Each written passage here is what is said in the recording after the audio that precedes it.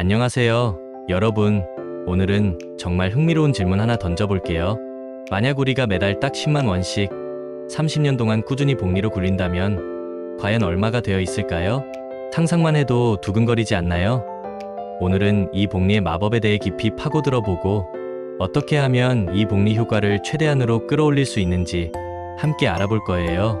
단순히 숫자로만 보는 게 아니라 우리 삶에 어떤 의미를 가져다 줄지, 그리고 왜 지금 당장 복리 투자를 시작해야 하는지 그 이유까지 시원하게 풀어드리겠습니다.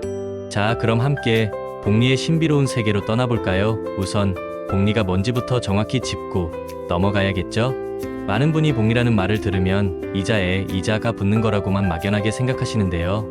복리는 단순히 돈이 불어나는 걸 넘어서 시간이 지날수록 우리 자산이 정말 기하급수적으로 커지는 마법 같은 현상이에요. 달리랑은 차원이 다르죠. 달리는 원금에만 이자가 붙는 방식이라 시간이 지나도 이자가 고정적이지만, 복리는 이자에 이자가 또 붙으니까 눈덩이처럼 자산이 불어나는 거예요. 처음엔 그 차이가 미미해 보여도 시간이 길어지면 길어질수록 그 격차는 상상을 초월할 만큼 벌어지게 됩니다. 복리의 가장 큰 비밀은 바로 시간에 있어요. 복리 효과는 투자 기간이 길어지면 길어질수록 그 힘이 훨씬 더 강력해져요. 예를 들어 처음 10년 동안 자산이 2배가 되었다고 해도 그 다음 10년, 그리고 또 그 다음 10년이 지나면 자산 증가폭은 이전과는 비교할 수 없을 정도로 커집니다. 마치 작은 눈덩이가 언덕을 굴러 내려가면서 점점 커지는 것처럼요. 그래서 투자는 빨리 시작하는 거지 무엇보다 중요한 거예요. 젊을 때 작은 돈이라도 꾸준히 투자하는 것이 나중에 목돈을 만드는데 엄청난 차이를 만들어낸답니다.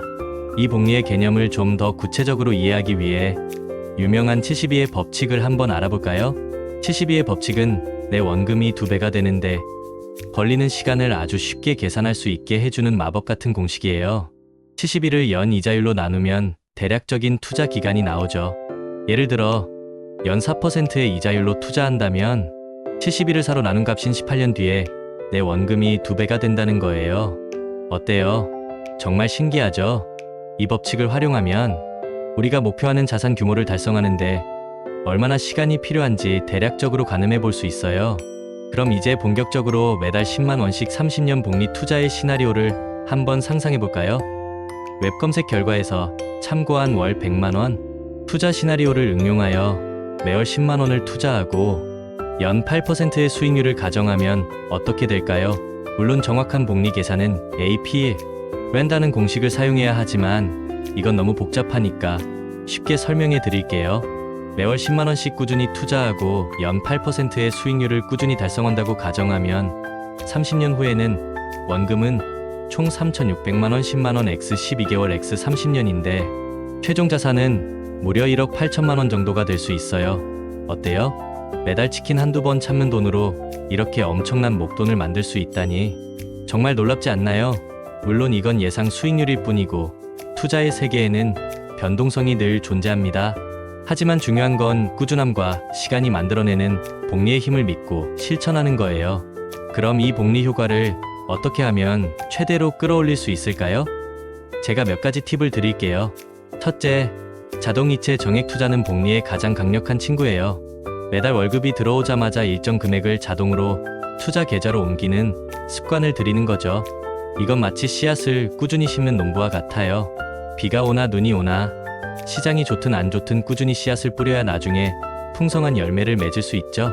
자동이체를 설정해두면 우리가 신경 쓰지 않아도 알아서 투자가 이루어지니 분산 효과와 복리 효과를 동시에 누릴 수 있는 아주 현명한 방법이에요. 둘째, 배당 재투자는 복리의 또 다른 마법입니다. 투자를 통해 받은 배당금을 현금으로 소비하지 않고 다시 투자하는 거예요.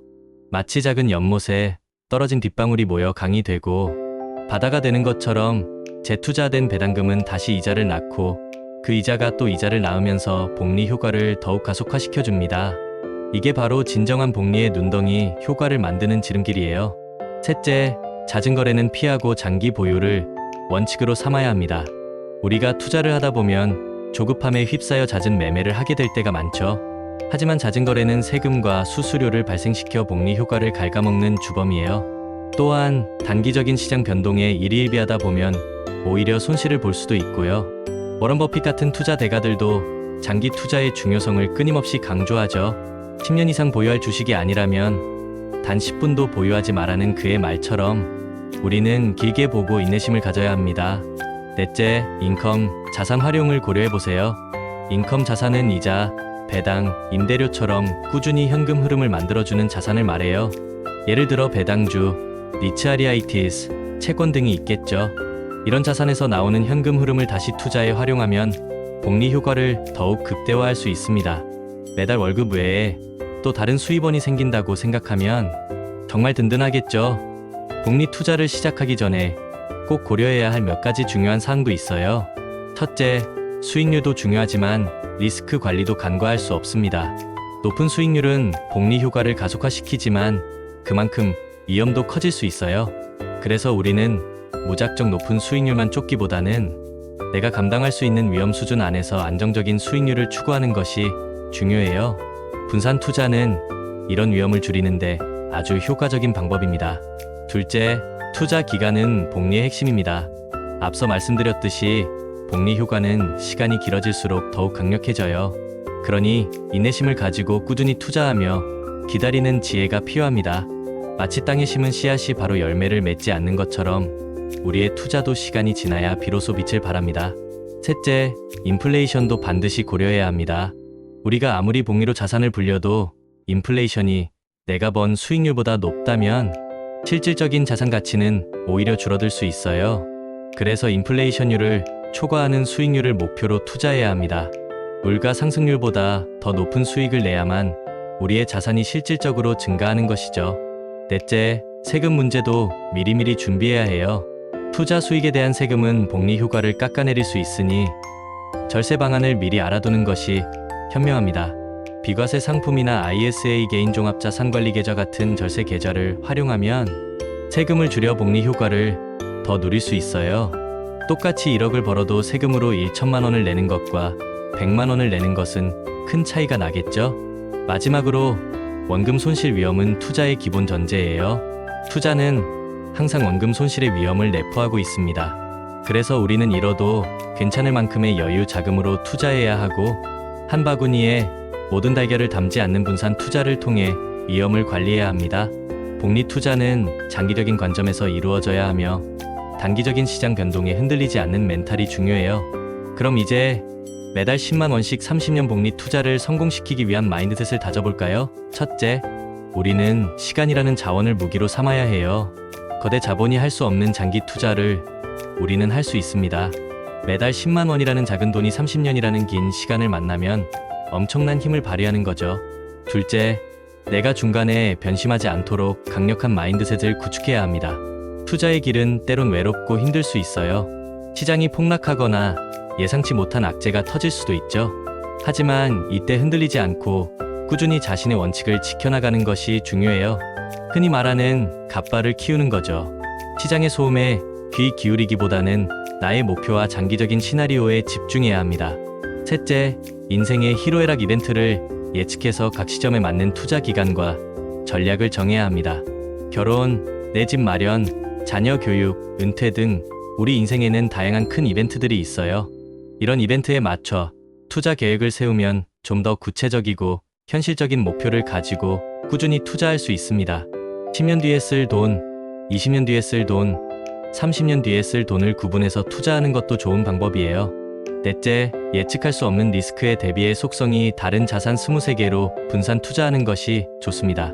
주식, 채권, 부동산, 그리고 금이나 비트코인 같은 대체 투자 자산까지 다양한 자산에 분산 투자하면 특정 자산의 가치가 떨어져도 다른 자산이 그 손실을 만회해 줄 수 있어요. 마치 비 오는 날을 대비해 우산을 여러 개 준비하는 것처럼요. 이 모든 걸 실행에 옮기기 위한 첫걸음은 바로 끝까지 살아남는 것입니다. 전략이 아무리 좋아도 중간에 포기하면 아무 소용이 없어요. 투자는 마라톤과 같아요. 빠르게 달리는 것도 중요하지만 완주하는 것이 가장 중요하죠. 그래서 우리는 지치지 않고 꾸준히 그리고 끈기 있게 이 투자 여정을 이어나가야 합니다. JYP 박진영 씨도 이런 말을 했죠. 같은 걸 매일 하는 건 지겹다. 근데 지겨운 걸 매일 이겨낸 사람이 결국 성공한다. 투자도 똑같습니다. 매달 똑같은 금액을 투자하고 시장의 변동성에 일희일비하지 않는 건 어찌 보면 지루하고 재미없는 일일 수도 있어요. 하지만 그 지루함을 이겨내고 꾸준히 루틴을 지켜나가는 사람만이 결국 성공의 정상에 오를 수 있습니다. 매달 10만 원이라는 작은 씨앗이 30년이라는 긴 시간을 만나 복리의 비옥한 토양에서 자라나면 상상 이상의 큰 나무가 될 수 있습니다. 여러분은 어떤 씨앗을 뿌리고 싶으신가요? 그리고 그 씨앗이 잘 자랄 수 있도록 어떤 루틴과 인내심을 가질 준비가 되셨나요? 복리의 마법은 우리 모두에게 열려 있습니다. 지금 당장 매달 10만 원이라는 작은 시작으로 여러분의 미래를 바꿔나가세요. 여러분의 꾸준한 투자와 인내심에 진심으로 박수를 보냅니다. 구독자 여러분, 리스펙합니다.